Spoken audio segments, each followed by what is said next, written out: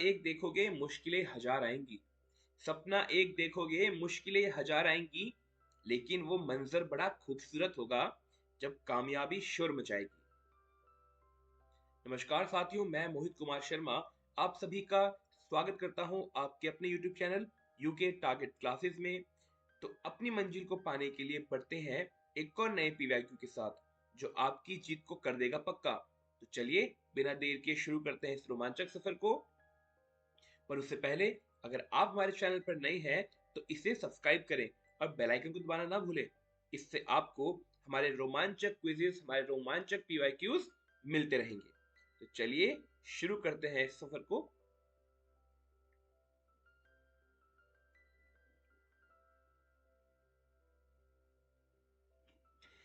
हमारा पहला प्रश्न है, बाल्य अवस्था की अवधि में विकास ऑप्शन एक धीमी गति से होता है एवं उसे मापा नहीं जा सकता। ऑप्शन दो बहुस्तरीय और मिश्रित होता है। ऑप्शन तीन में केवल परिणामात्मक परिवर्तन होते हैं। और ऑप्शन चार अनियमित और असंबद्ध होता है। आपका समय शुरू होता है अब। जल्दी से सही उत्तर को कमेंट सेक्शन पे लिख दीजिए। और हम इस वीडियो को थोड़ा सा जल्दी आगे बढ़ाएंगे, क्योंकि आपकी परीक्षाएं आ रही हैं और आपको और भी तैयारी करनी है। तो हमारा प्रयास रहेगा जल्द से जल्द हम इसे खत्म करें। चलिए, इसका सही उत्तर होगा ऑप्शन नंबर दो, बहुस्तरीय और मिश्रित होना। अगला प्रश्न है, निकटस्थ विकास का क्षेत्र क्या है। ऑप्शन एक बच्चों के वर्तमान स्तर पर स्वतंत्र प्रदर्शन और वयस्क व अधिक कौशल वाले समकक्षों की सहायता से बच्चे द्वारा उपार्जित किए जाने वाले प्रदर्शन के मध्य का क्षेत्र। ऑप्शन दो विभिन्न प्रकार के कार्य जो अपनी आयु के अनुसार बच्चे को करने चाहिए परंतु वह नहीं कर सकती। ऑप्शन तीन वह प्रक्रिया जिसमें शुरू में विभिन्न समझ वाले दो व्यक्ति समान समझ पर पहुंचते हैं। और ऑप्शन चार वह प्रक्रिया जिसमें बच्चे समाज के वयस्क सदस्यों द्वारा निर्धारित विधि से कार्य करते हैं। आपका समय शुरू होता है अब। जल्दी से इसे पढ़िए और जो भी आपको ऑप्शन सही लगता है उसे कमेंट सेक्शन पे लिखिए। इसके साथ ही आपका जो भी सही उत्तर होगा उसे कमेंट सेक्शन पे लिखकर आप वीडियो के अंत में बताएंगे कि आपने कितने क्वेश्चंस अपने आप सही किए।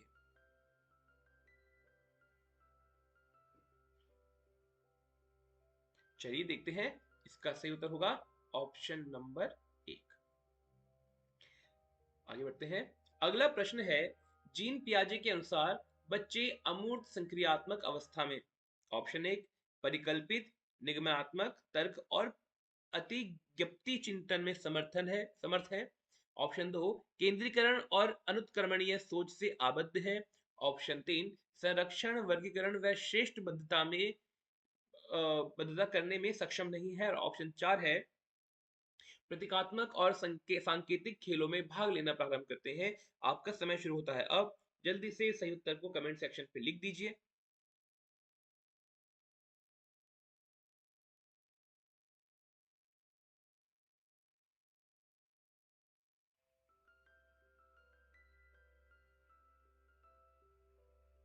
चलिए देखते हैं, इसका सही उत्तर होगा ऑप्शन नंबर ए परिकल्पित, निगमनात्मक तर्क और प्रतिज्ञप्ति चिंतन करने में समर्थ। अगला प्रश्न है, लॉरेंस कोलबर्ग के नैतिक विकास के सिद्धांत के अनुसार व्यक्ति किस अवस्था में है जब वह विश्वास करता है कि वर्तमान सामाजिक प्रणाली को सक्रियता पूर्वक बनाए रखने से धन्यात्मक मानवीय संबंध और सामाजिक वर्ग सुरक्षित रहता है। आपका समय शुरू, माफ कीजिएगा, ऑप्शन ये है दंड और आज्ञा पालन अभिविन्यास। ऑप्शन दो है सामाजिक क्रम व्यवस्था अभिविन्यास। ऑप्शन तीन है यंत्रीय उद्देश्य अभिविन्यास। ऑप्शन चार है सार्वभौमिक नैतिक सिद्धांत अभिविन्यास। जल्दी से इस क्वेश्चन को एक बार देखिए और सही उत्तर को कमेंट सेक्शन पे लिखिए। याद रखिए, इसे थोड़ा पढ़ के जाना एक बार। कोलबर्ग का नैतिक विकास का सिद्धांत, एक बार इस पे नजर जरूर डाल लीजिएगा जाने से पहले, इससे प्रश्न बन सकते हैं आगे। तो चलिए, चार का सही उत्तर होगा ऑप्शन नंबर दो सामाजिक क्रम व्यवस्था अभिविन्यास। अगला प्रश्न है कि गार्डनर के बहुबुद्धि सिद्धांत के अनुसार निम्नलिखित में से कौन सा जोड़ा बुद्धि के प्रकार और अंत स्थिति अनुपालन संभावना के अनुसार सही है। एक तरफ लिखे हैं ये बुद्धि के प्रकार, और आगे लिखे हैं अंतःस्त्रीय संभावना, इसमें एक जोड़ा जो है वो सही है। अब हम देखते हैं कौन सा जोड़ा सही होगा।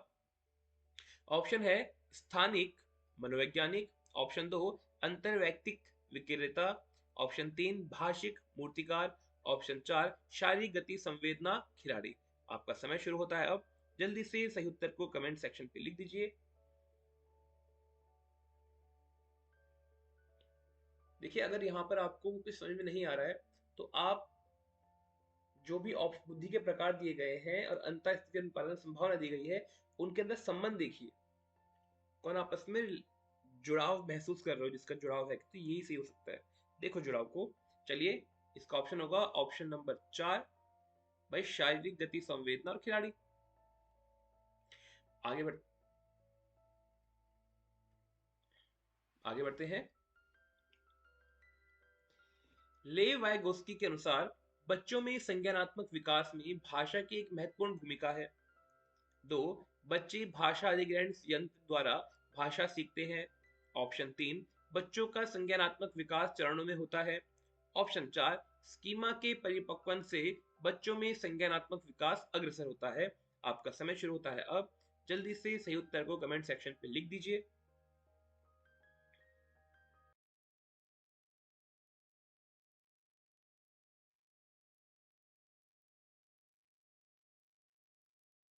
चलिए देखते हैं, इसका सही उत्तर होगा ऑप्शन नंबर 1। आगे बढ़ते हैं। अगला प्रश्न है, एक प्रगतिशील कक्षा में शिक्षण अधिगम प्रक्रिया के दौरान अधिगमकर्ताओं का मूल्यांकन।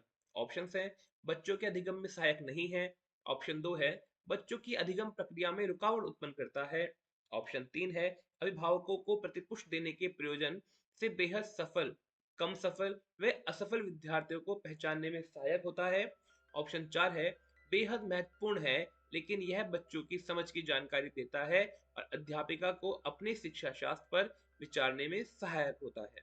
जल्दी से सही उत्तर को कमेंट सेक्शन पे लिख दीजिए।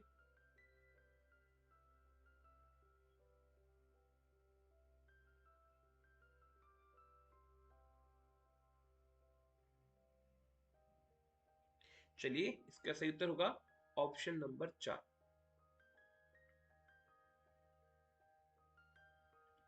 आगे बढ़ते हैं।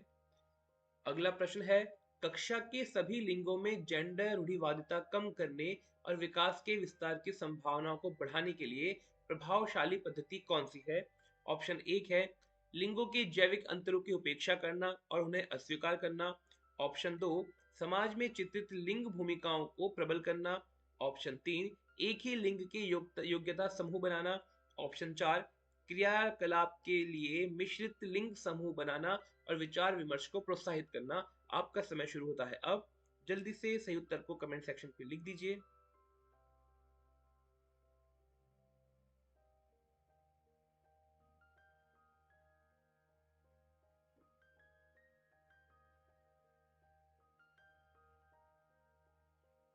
चलिए, इसका सही उत्तर होगा ऑप्शन नंबर 4। आगे बढ़ते हैं। अध्यापकों को कक्षा में बहुभाषीयता को डैश समझना चाहिए। ऑप्शन है एक गुण और साधन, एक रुकावट, एक समस्या, एक व्यवस्थागत मुद्दा। आपका समय शुरू होता है अब।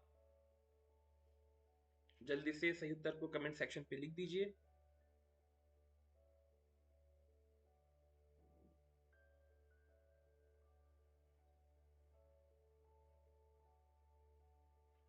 चलिए देखते हैं, इसका सही उत्तर होगा ऑप्शन नंबर 1 एक गुण और साधन। आगे बढ़ते हैं। अगला प्रश्न है, बाल केंद्रित कक्षा वह है जिसमें अध्यापक केवल पाठ्यपुस्तक को ज्ञान के स्रोत के रूप में प्रयोग करता है। ऑप्शन 2 है अध्यापक बच्चों को उनकी क्षमता के आधार पर वर्गीकृत करता है। ऑप्शन 3 है बच्चों के व्यवहार को निर्देशित करने के लिए अध्यापक पुरस्कार और दंड का प्रयोग करता है। ऑप्शन 4 है अध्यापक लचीला है और प्रत्येक बच्चे की व्यक्तिगत आवश्यकताओं को पूर्ति करता है। आपका समय शुरू होता है अब। जल्दी से सही उत्तर कमेंट सेक्शन पे लिख दीजिए। और आप में से जितने भी व्यूअर्स पहली बार हमसे जुड़े हैं, तो आपको बताते चलें कि हम अभी सीटीटी की पीवाई क्विज इसमें सॉल्व कर रहे हैं। इसके साथ ही हमारी एक क्विज़ की सीरीज चल रही है जो रात को ठीक 8 बजे ऑन एयर हो जाती है। और आने वाले टाइम पे हम जितने भी एग्जाम्स चल रहे हैं कॉम्पिटिटिव हिंदी से जुड़े हुए, उनकी तैयारी के लिए हिंदी क्विज को शुरू करने वाले हैं। तो आप में से जितने भी विद्यार्थी हिंदी के हैं और आगे क्विज में पार्ट लेना चाहते हैं, वह क्या करें, हमें ज्वाइन कर लीजिए, हमें सब्सक्राइब कर लीजिए। इसके साथ ही अगर आपका विषय कोई और है और आप उसकी क्विजेज भी चाहते हैं, तो आप हमें सब्सक्राइब कर सकते हैं और कमेंट सेक्शन पे अपने सब्जेक्ट को लिख दीजिए, उसकी क्विजेस आपके पास आनी शुरू हो जाएंगी। चलिए इसका सही उत्तर देखते हैं। इसका सही उत्तर है ऑप्शन नंबर 4। आगे बढ़ते हैं। किस मनोवैज्ञानिक के अनुसार बच्चों के संज्ञानात्मक विकास में सांस्कृतिक उपकरण एक महत्वपूर्ण भूमिका निभाते हैं? ऑप्शन 1 ले वाइगोस्की, ऑप्शन 2 जीन पियाजे, option 3 Albert Bandura, option 4 B F Skinner. आपका समय शुरू होता है अब। जल्दी से सही उत्तर को कमेंट सेक्शन पे लिख दीजिए।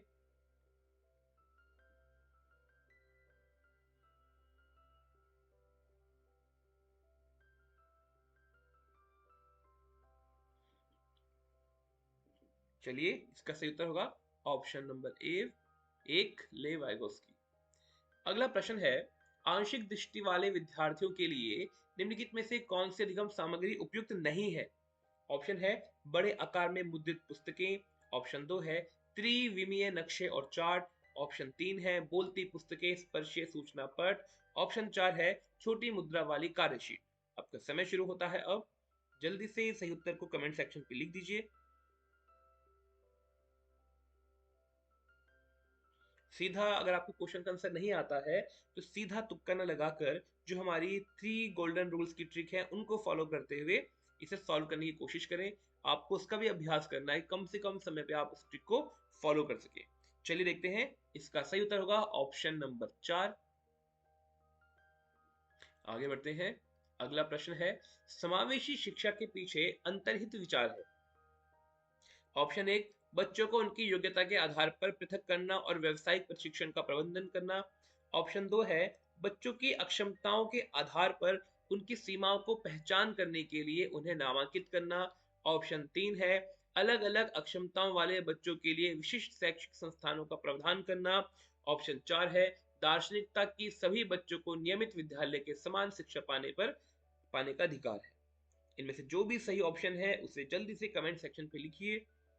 हमें इस वीडियो को समय पर खत्म करना है, इससे आपके पास अच्छा टाइम मिले आपके सब्जेक्ट्स को रिवाइज करने का। चलिए देखते हैं। इसका सही उत्तर होगा ऑप्शन नंबर 4। आगे बढ़ते हैं। अगला प्रश्न है, प्रतिभाशाली और सृजनात्मक बच्चों की आवश्यकताओं को किस प्रकार संबोधित किया जा सकता है? ऑप्शन 1 है चुनौतीपूर्ण कार्य और निरस्ता दूर करने के लिए क्रियाकलाप देकर, ऑप्शन 2 है वे प्रश्न देकर जिनमें अभिमुखी चिंतन की आवश्यकता होती है, ऑप्शन 3 है प्रश्न हल करने के लिए विशिष्ट निर्देश उपलब्ध कराकर, और ऑप्शन 4 है रटने पर आधारित परीक्षा देकर। आपका समय शुरू होता है अब। जल्दी से सही उत्तर को कमेंट सेक्शन पे लिख दीजिए।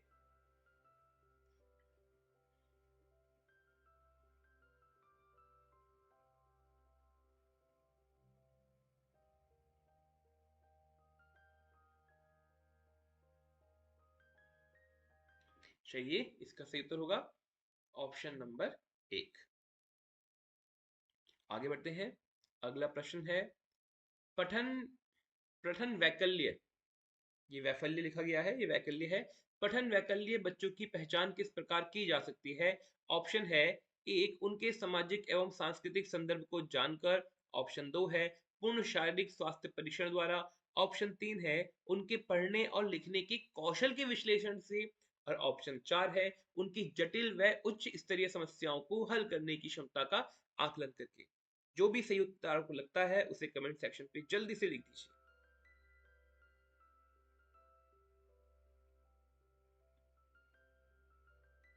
बहुत इजी है, चलिए देखते हैं।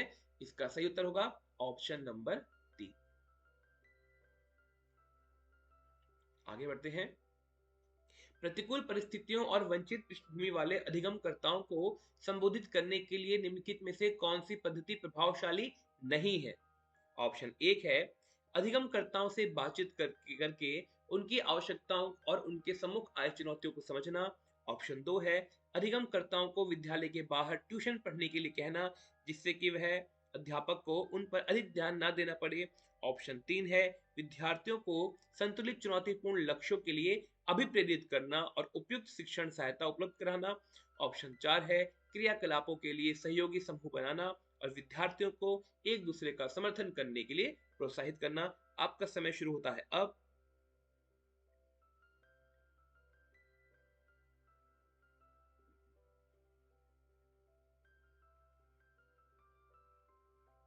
चलिए देखते हैं, इसका सही उत्तर होगा ऑप्शन नंबर 2। आगे बढ़ते हैं।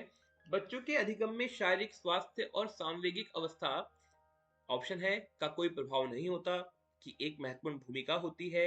ऑप्शन 3 है का कोई संबंध नहीं होता और ऑप्शन 4 की भूमिका नगण्य है। आपका समय शुरू होता है अब। जल्दी से सही उत्तर को कमेंट सेक्शन पे लिख दीजिए।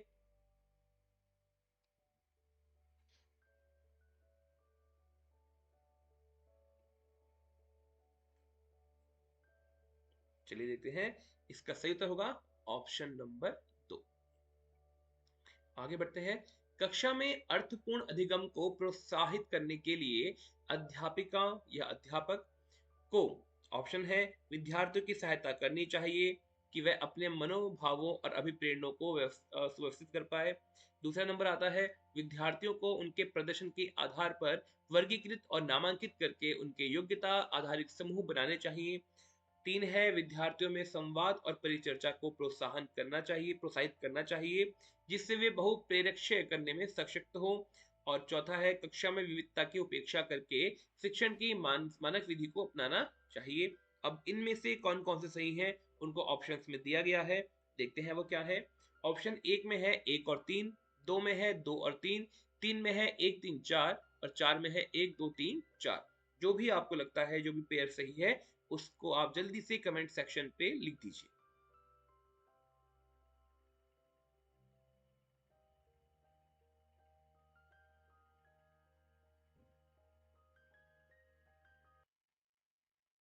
चलिए, इसका सही उत्तर होगा ऑप्शन नंबर 1।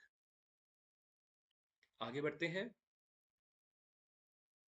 अधिगम एक डैश और डैश प्रक्रिया है। ऑप्शन देखेंगे, अधिक जटिल सक्रिय, ऑप्शन 2 सरल रैखिक, ऑप्शन 3 सरल व्यक्तिगत, ऑप्शन 4 जटिल निष्क्रिय। आपका समय शुरू होता है अब। जल्दी से सही उत्तर को कमेंट सेक्शन पे लिख दीजिए।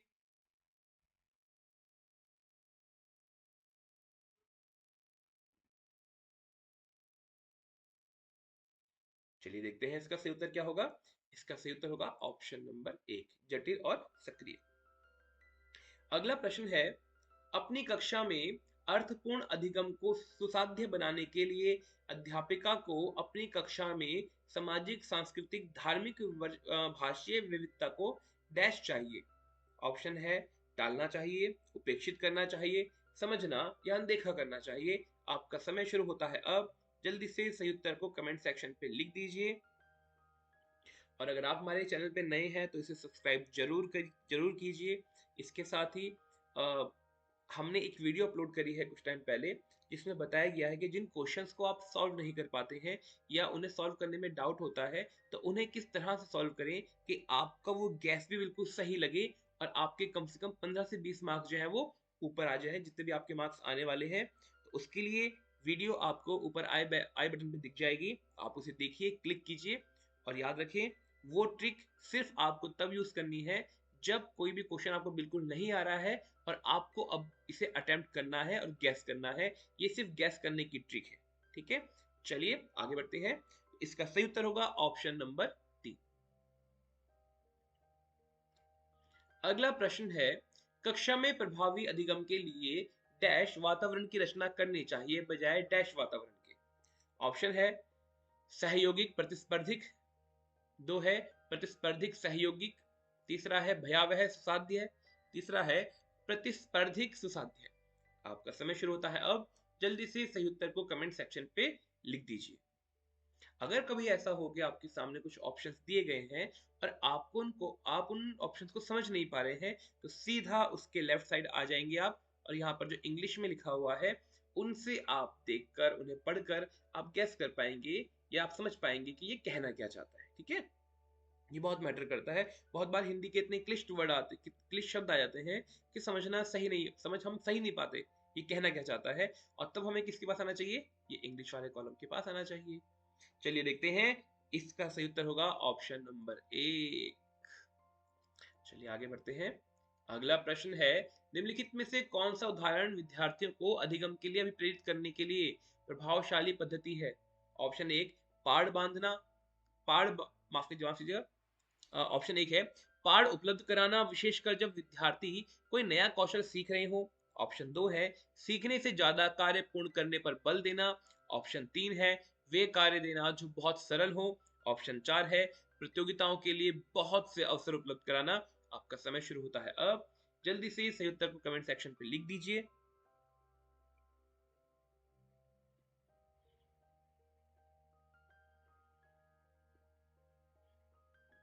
जितने भी विद्यार्थी हमसे जुड़े हुए हैं वो कमेंट सेक्शन पर अपने कमेंट्स जरूर कीजिए, उससे मुझे पता चलेगा कि आप लोग हमसे जुड़े हुए हैं। और भविष्य में अगर मैं कोई भी कोर्स लॉन्च करता हूँ या फिर मैं कुछ भी चीज़ ऐसे लॉन्च करता हूँ जिसमें आपको फ़ायदा पहुँच पाए, तो मैं पूरी कोशिश करूँगा कि उसमें सबसे पहला जो स्थान है वो आप लोगों को मिले। इसलिए आप कमेंट सेक्शन में जब कमेंट करेंगे तो आपके नाम को मैं पढ़ पाऊंगा, आपको मैं याद रखूंगा, आपकी एक लिस्ट तैयार करूंगा, और जितना मुझसे हो सके मैं आपको फायदा पहुंचाने का पूरा प्रयास करूंगा।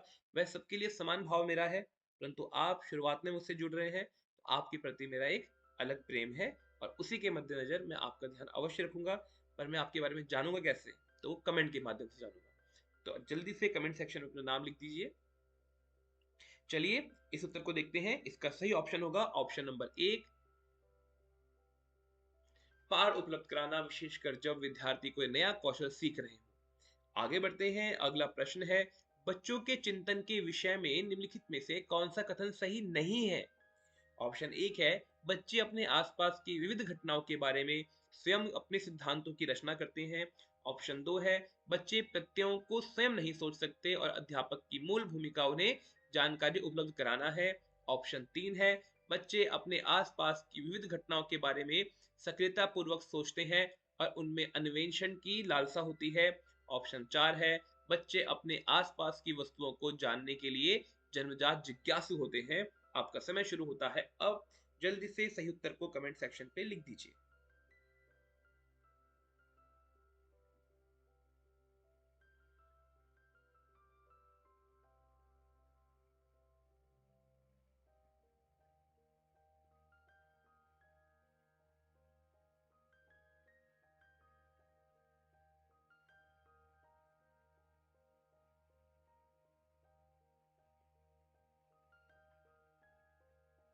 चलिए देखते हैं।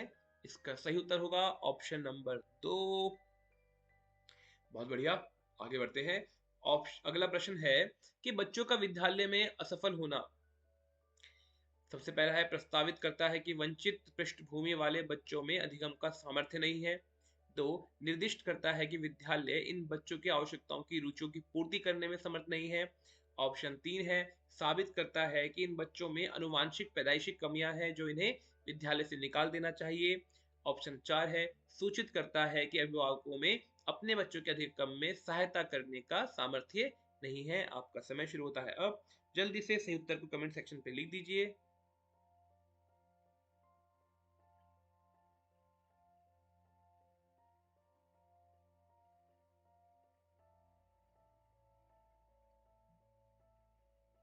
चलिए देखते हैं। इसका सही उत्तर होगा ऑप्शन नंबर दो, कि विद्यालय इन बच्चों की आवश्यकताओं की रुचियों की पूर्ति करने में समर्थ नहीं है। और विश्वास मानिए, विद्यालय के नाम पर कड़वा सच ये है कि पूरा का पूरा जो दारोमदार है, पूरा ठीकरा है, वो अध्यापकों के सर पे फोड़ दिया जाता है।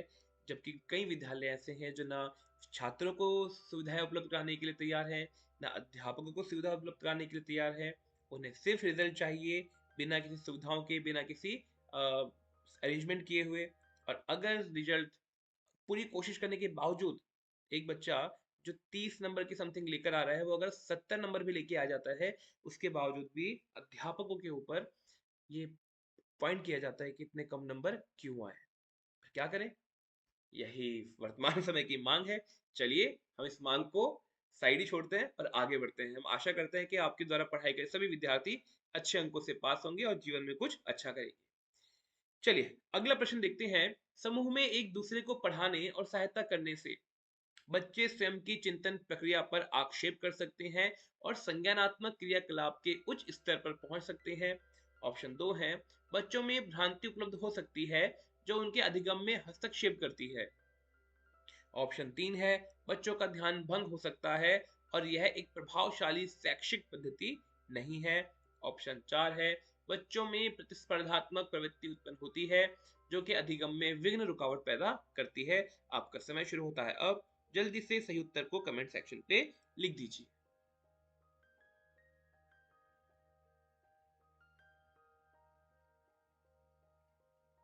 अगर आपको हमारी ये वीडियो अच्छी लग रही है बेटा और आप कंटिन्यूस इसे देख रहे हैं तो जरूर लाइक करते हुए आगे चलें। इससे मुझे पता चलता रहेगा कि मेरी वीडियो सही तरीके से आपकी आप तक पहुंच पा रही है।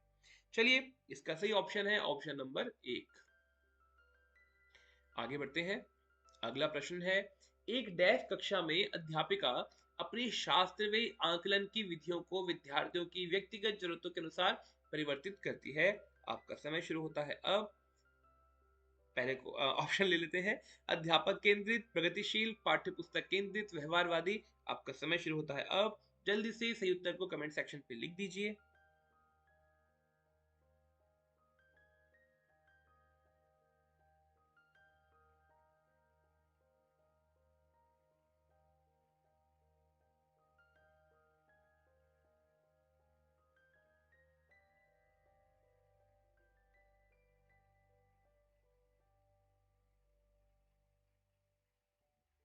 चलिए देखते हैं। इसका सही उत्तर है ऑप्शन नंबर दो। आगे बढ़ते हैं। विकास के विषय में निम्नलिखित में से कौन सा कथन सही है।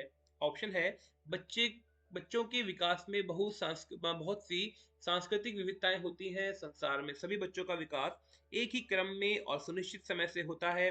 अगला है, विकास सुरुचिपूर्ण सुव्यवस्थित समूह की आवश्यकताओं में पूर्व निश्चित अनुवांशिक घटकों के कारण होता है। और ऑप्शन चार है, विकास एक सरल और एक दिशीय प्रक्रिया है। आपका समय शुरू होता है अब। जल्दी से सही उत्तर को कमेंट सेक्शन पे लिख दीजिए।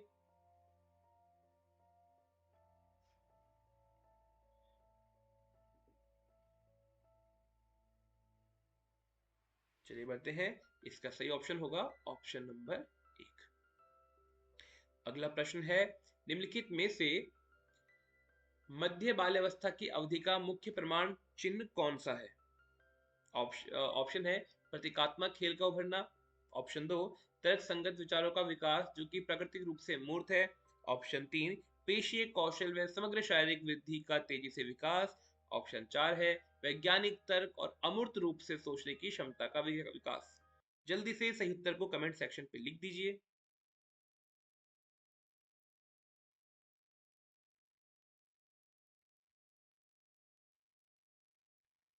चलिए देखते हैं। इसका सही उत्तर होगा ऑप्शन नंबर दो। अगला प्रश्न है, बच्चों के समाजीकरण में विद्यालय डैश ऑप्शन है की भूमिका नहीं होती। ऑप्शन दो है कि बहुत कम भूमिका होती है। ऑप्शन तीन है प्राथमिक कारक है। ऑप्शन चार है द्वितीय कारक है। आपका समय शुरू होता है अब। जल्दी से सही उत्तर को कमेंट सेक्शन पे लिख दीजिए।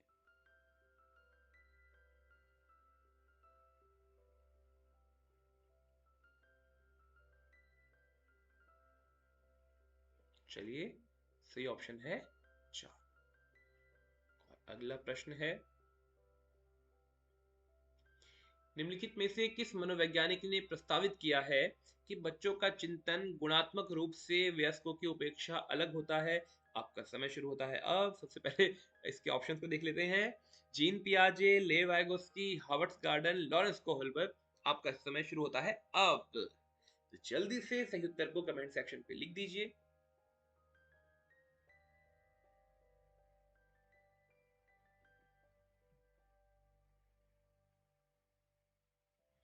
चलिए देखते हैं। इसका सही उत्तर है ऑप्शन नंबर एक।